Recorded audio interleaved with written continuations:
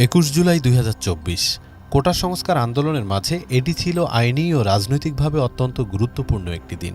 এদিন সুপ্রিম কোর্টের আপিল বিভাগ সরকারি চাকরিতে কোটা নিয়ে হাইকোর্টের রায় বাতিল করে ঐতিহাসিক এক রায় দেন। নতুন রায়ে মেধার ভিত্তিতে ৯৩% পদের ঘোষণা দিয়ে ৫% বীর মুক্তিযোদ্ধা ও বীরঙ্গনা সন্তানদের জন্য এবং বাকি ২% ক্ষুদ্র নৃগোষ্ঠী, প্রতিবন্ধী ও তৃতীয় লিঙ্গের জন্য নির্ধারণ করে প্রজ্ঞাপন জারির আদেশ দেয়া হয়। আদালতের এই রায়ের দিনই তৎকালীন প্রধানমন্ত্রী শেখ হাসিনা গণভবনে সেনাপ্রধান সহ সশস্ত্র বাহিনীর শীর্ষ কর্মকর্তাদের নিয়ে জরুরি বৈঠক করেন।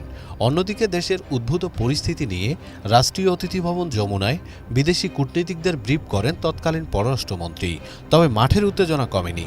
২৪ ঘণ্টা নিখোঁজ থাকার পর সন্ধান মেলে আন্দোলনের অন্যতম সমন্বয়ক নাহিদ ইসলামের, যাকে তুলে নিয়ে নির্মম নির্যাতন করা হয়েছিল বলে অভিযোগ ওঠে।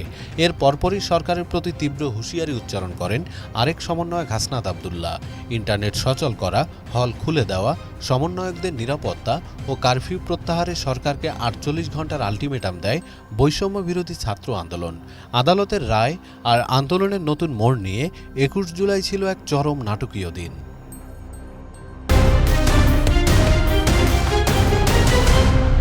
বাংলাদেশ সময়, সবার আগে দেশ।